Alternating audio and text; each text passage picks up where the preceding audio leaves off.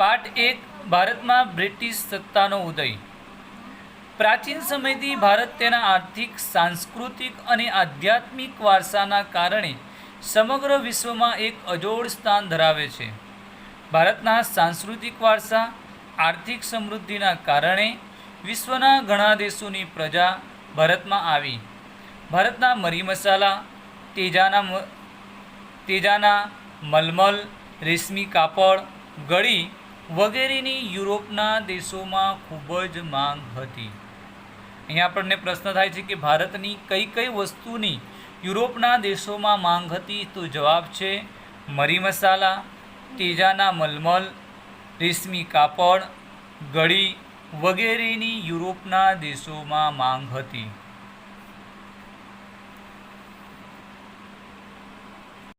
भारत और यूरोप वच्चे व्यापार जमीन मार्ग तेमज जलमार्गे थतो अने आ मार्गना केंद्र स्थाने तुर्कस्तान में आवेलुं इस्तंबुल એટલે કે કોન્સ્ટેન્ટિનોપલ હતું।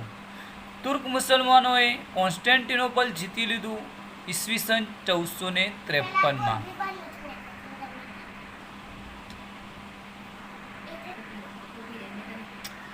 आथी यूरोपवासीओ माटे કોન્સ્ટેન્ટિનોપલ थई भारत आववानो जलमार्ग बंध थई गयो।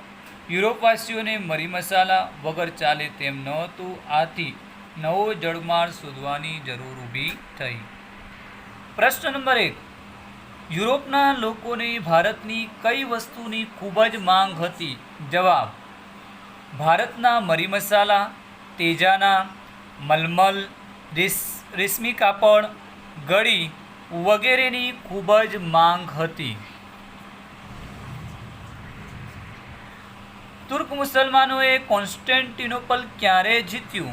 जवाब तुर्क मुसलमानोए 1453 में કોન્સ્ટેન્ટિનોપલ जीती लीधुं। तेनाथी यूरोपना लोकोनो भारत में आववानो जमीन मार्ग बंध थई गयो अने आज कारणे यूरोपना लोकोने भारत आववा माटे नवो जलमार्ग शोधवानी जरूर पड़ी। हवे तीजो प्रश्न है, यूरोपना लोकोने नवो जलमार्ग शोधवानी जरूर शा माटे पड़ी? जवाब अहींया हूँ तमने पॉइंट में जवाब आपू छूँ। पॉइंट नंबर 1, भारतना मरी मसाला, तेजाना मलमल, रेशमी कापड़ वगैरेनी यूरोपना देशों में खूब मांग हती। आ पॉइंट नंबर 1।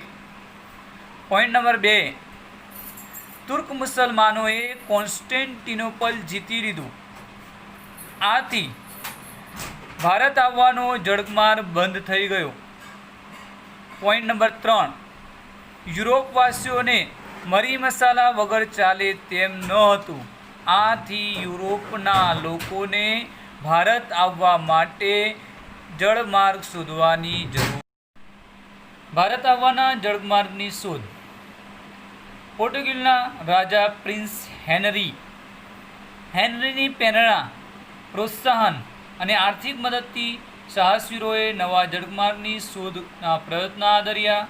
ભારત આવવાના જળમાર્ગની શોધ માટે ઘણા સાહસવીરોએ પ્રયત્નો કર્યા, જેમાં બાર્થોલોમ્યુસ ડાયઝે કેપ ઓફ ગુડ હોપ બુસીરની શોધ કરી। ક્રિસ્ટોફર સ્પેનના રાજાની આર્થિક મદદથી નવો જળમાર્ગ શોધવાની સાહસ यात्रा આરંભી, જે 1492 में एटलांटिक समुद्र में आवेला वर्तमान वेस्ट इंडीज टापू ने आवीने अटकी। मृत्युप्रत भारत आववाना जलमार्ग शोध्याना विश्वास धरावता कोलंबसे वास्तविक रीते नवो ज प्रदेश शोध्यो हतो।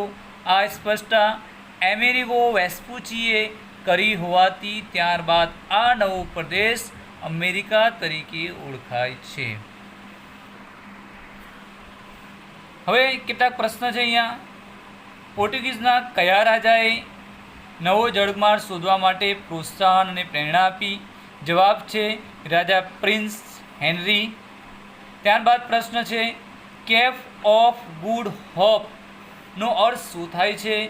तो केप ऑफ गुड होप नो अर्थ थाय छे सारी आशानी बुसीर। केप ऑफ गुड होप नी शोध कोणे करी?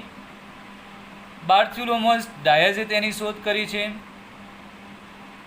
અમેરિકા નામનો નવો પ્રદેશ કોણે શોધ્યો?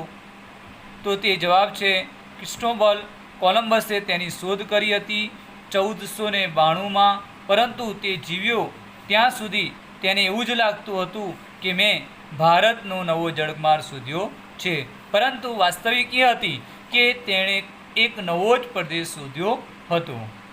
પરંતુ તેનું નામ કોના નામ ઉપરથી પડ્યું છે? તો અમેરિગો વેસ્પુચી. પ્રશ્ન એવો તમને પૂછાય, અમેરિકા નામ કોના નામ ઉપરથી પાડવામાં આવ્યું છે?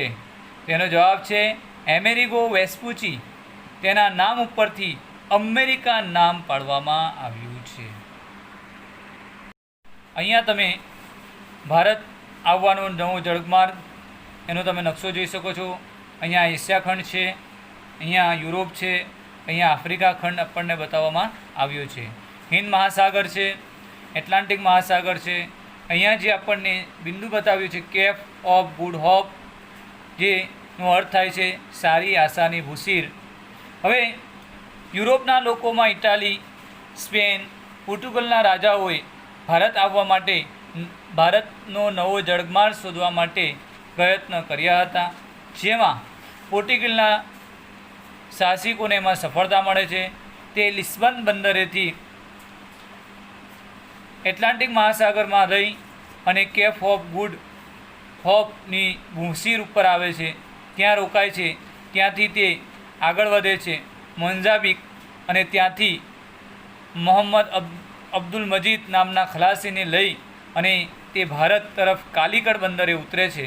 અને 1498માં પોર્ટુગીઝનો સાહસિક વાસ્કો દ ગામા ભારત આવવાનો નવો જળમાર્ગ શોધે છે. અહીંયા આપણને યુરોપથી ભારત આવવાનો જૂનો જમીન માર્ગ અને જળમાર્ગ પણ બતાવવામાં આવ્યો છે કે લિસ્બનથી તેઓ તુર્કસ્તાન અને તુર્કસ્તાનથી ઈરાક, બગદાદ, ઈરાન થઈ જળમાર્ગે ભારત આવતા હતા. ત્યારબાદ 1498માં પોર્ટુગીઝના સાહસિક વાસ્કો દ ગામાએ ભારત આવવાનો નવો જળમાર્ગ શોધ્યો. તે લિસ્બન બંદરેથી નીકળે છે, એટલાન્ટિક મહાસાગરમાં રહી આફ્રિકાના પૂર્વ ભાગમાં કેપ ઓફ ગુડ હોપની ભૂમિ પર તે ઉતારો લે છે. ત્યાંથી આગળ વધી મિલિન્દ્ર અને ત્યાંથી ઇબ્ન મજીદ નામના ખલાસીને સાથે લઈ એ ભારતના કાલિકટ બંદરે ઉતરે છે. અને આ રીતે 1498માં ભારત આવવાનો નવો જળમાર્ગ શોધે છે. કેટલાક પ્રશ્નો પૂછવામાં આવે છે. ભારત આવવાનો નવો જળમાર્ગ કોણે શોધ્યો? જવાબ વાસ્કો દ ગામાએ ભારત આવવાનો નવો જળમાર્ગ શોધ્યો. વાસ્કો દ ગામા કયા દેશનો વતની હતો? જવાબ વાસ્કો દ ગામા એ પોર્ટુગીઝ દેશનો વતની હતો. વાસ્કો દ ગામાએ ભારત આવવાનો જળમાર્ગ કઈ સાલમાં શોધ્યો? જવાબ 1498માં. 22 મે 1498ના દિવસે તે ભારતના કાલિકટ બંદરે ઉતરે છે. વાસ્કો દ ગામા ભારતના કયા બંદરે પહોંચ્યો? જવાબ વાસ્કો દ ગામા ભારતના પશ્ચિમ કિનારે આવેલા કાલિકટ બંદરે પહોંચે છે. આગળનો પ્રશ્ન છે કાલિકટના રાજા કોણ હતા? જવાબ કાલિકટના રાજા જામોરિન હતા, જેમણે વાસ્કો દ ગામાને વેપાર કરવા માટેની પરવાનગી આપી હતી. ભારતમાં યુરોપ ખંડમાંથી સૌપ્રથમ પોર્ટુગીઝ, બીજા નંબરમાં ડચ એટલે કે વલંદાઓ, અને ત્રીજા નંબરમાં અંગ્રેજો, ચોથા નંબરમાં ફ્રેન્ચ લોકો વેપાર કરવા માટે આવ્યા હતા. જોઈએ ભારત આવવાના જળમાર્ગ શોધ થયા બાદ ભારતમાં વેપાર કરવા સૌપ્રથમ પોર્ટુગીઝ એટલે કે ફિરંગી પોર્ટુગીઝ કચ્છ શબ્દ છે પ્રજા આવી. 100 વર્ષના સમયમાં પોર્ટુગીઝોએ દીવ, દમણ, ગોવા, કોચીન, મલાક્કા વગેરે પ્રદેશો પર પોતાના નિયંત્રણોમાં લીધા. પોર્ટુગીઝોને વેપારમાં મળેલી સફળતાથી પ્રેરાઈને હોલેન્ડના ડચ એટલે કે વલંદાઓ અને ડેનમાર્કની ડેનિશ પ્રજા પણ ભારતમાં વેપાર કરવા આવી. ઇંગ્લેન્ડના વેપારીઓએ ભારત સાથે વેપાર કરવા ઈસ્ટ ઇન્ડિયા કંપનીની સ્થાપના કરી. ઈસવીસન 1600માં ઇંગ્લેન્ડના રાણી એલિઝાબેથ ઈસ્ટ ઇન્ડિયા કંપનીને પૂર્વના દેશો સાથે વેપાર કરવાનો પરવાનો આપતા 1608માં કંપનીનું પ્રથમ વહાણ કપ્તાન વિલિયમ્સ હોકિન્સના આગેવાન હેઠળ સુરત આવ્યું, પરંતુ તેમને ફિરંગીઓના વર્ચસ્વ અને વિરોધના કારણે વેપાર કરવાની પરવાનગી મળી શકી નહીં. આખરે ઈસ્ટ ઇન્ડિયા કંપનીને મુગલ બાદશાહ જહાંગીર તરફથી વેપાર કરવાનો પરવાનગો મળતા સુરતમાં બ્રિટિશ ઇન્ડિયા કંપનીએ પ્રથમ કોઠી સ્થાપી, જે 1613માં સ્થાપી હતી. આમ ભારતમાં અંગ્રેજો તરફથી પ્રથમ આવનાર વિલિયમ્સ હોકિન્સ હતા, પરંતુ જહાંગીરે એમને પરવાનગી આપી નહીં. ત્યારબાદ બીજી વખત સર ટોમસ રો 1613માં આવે છે અને એમણે જહાંગીર પાસે પરવાનગી મેળવી લીધી હતી. ઈસવીસન 1613માં સુરત મુકામે સૌપ્રથમ કોઠી સ્થાપવામાં આવે છે. શરૂઆતના વર્ષોમાં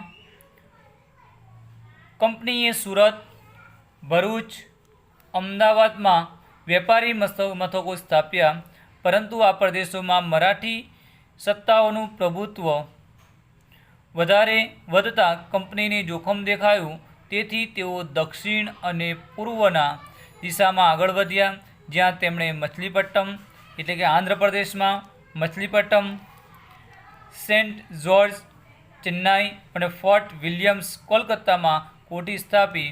મુંબઈ ખાતે વડું મથક સ્થાપ્યું. ઈસવીસન 1687માં 1688માં ભારતમાં વેપાર કરવા ફ્રેન્ચ ઈસ્ટ ઇન્ડિયા કંપનીનું આગમન થયું. સૌપ્રથમ આપણે જોયું કે પોર્ટુગીઝો આવ્યા, ત્યારબાદ ડચ વલંદાઓ આવ્યા, ત્રીજા નંબરમાં અંગ્રેજો આવે છે અને 1668માં ભારતમાં વેપાર કરવા માટે ફ્રાન્સના લોકો ફ્રેન્ચ ઈસ્ટ ઇન્ડિયા કંપનીનું આગમન થયું, જેણે સમય જતાં માહે, કરાઈકલ, પોંડિચેરી, ચંદ્રનગર, મછલીપટ્ટમ વગેરે પ્રદેશોમાં વેપારી મથકોની સ્થાપના કરી. 18મી સદીમાં અંગ્રેજો અને ફ્રેન્ચો વચ્ચે વિશ્વભરમાં પોતાની સત્તા સ્થાપવા અને સંસ્થાનો મેળવવા સતત સક્રિય હતા. ભારતમાં 1746થી 1763 દરમિયાન આ બંને બ્રિટિશ ઈસ્ટ ઇન્ડિયા કંપની અને ફ્રેન્ચ ઈસ્ટ ઇન્ડિયા કંપની વચ્ચે સત્તા સ્થાપવા 3 કર્ણાટક વિદ્રોહ થયા, જેમાં ફ્રેન્ચ ઈસ્ટ ઇન્ડિયા કંપનીનો પરાજય થયો હતો. બ્રિટિશ ઈસ્ટ ઇન્ડિયા કંપનીનો રાજવિસ્તારનો માર્ગ મોકળો થયો. આમ સત્તાના સંઘર્ષમાં અંતે ફિરંગીઓ પાસે દીવ, દમણ, ગોવા રહ્યા, જ્યારે ફ્રેન્ચો પાસે ચંદ્રનગર, માહે, કરાઈકલ, પોંડિચેરી જેવા પ્રદેશો રહ્યા, જ્યારે ડચ પ્રજા કાયમને માટે વિદાય પામી હતી. અહીંયા આપણે જોયું કે 1746થી 1763 દરમિયાન બ્રિટિશ ઈસ્ટ ઇન્ડિયા કંપની અને ફ્રેન્ચ ઈસ્ટ ઇન્ડિયા કંપની વચ્ચે સત્તા માટે 3 કર્ણાટક વિદ્રોહ થાય છે, જેમાં અંતે અંગ્રેજોને સફળતા મળે છે અને ભારતના મોટાભાગના પ્રદેશો ઉપર અંગ્રેજોનું વર્ચસ્વ સ્થાપી જાય છે, જ્યારે ફ્રેન્ચ લોકો પાસે ચંદ્રનગર, માહે, કરાઈકલ અને પોંડિચેરી જેવા પ્રદેશો જ રહે છે. ડચ પ્રજા ભારતમાંથી વિદાય લે છે, જ્યારે પોર્ટુગીઝો પાસે દીવ, દમણ અને ગોવા આ 3 પ્રદેશો રહે છે, જે ભારતની આઝાદી પછી એને પોર્ટુગીઝો પાસેથી આઝાદ કરવામાં આવે છે. એટલે કે ભારતમાં સૌ પ્રથમ આવનારી પ્રજા પોર્ટુગીઝો હતા અને ભારતમાંથી સૌથી છેલ્લે જનાર પ્રજા પણ પોર્ટુગીઝ હતી.